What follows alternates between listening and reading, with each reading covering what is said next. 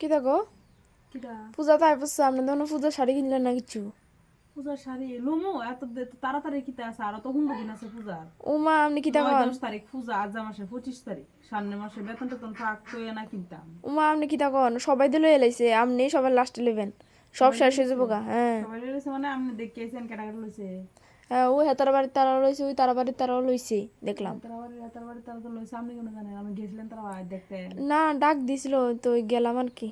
না, গিয়ে দেখতে হয়েছে। হ্যাঁ তো দেখছিলাম। কিটা কিটা লইছে কাগজ খবর তো জানেন নি? আর কইেন না যে শাড়ি বার হইছে আর কিতা কইতাম এটি বলে ট্রেন্ডিং এ চলে কি পাতলা পাতলা শাড়ি ও সব দেয়া যা কিতা কইতাম আর। সব দেখা যায় এরকম হ্যাঁ পাতলা শাড়ি এখন ট্রেন্ডিং এ চলছে। হ্যাঁ আপনি লইছেন নি? না না লইছি না আমি কি রে, না লমু।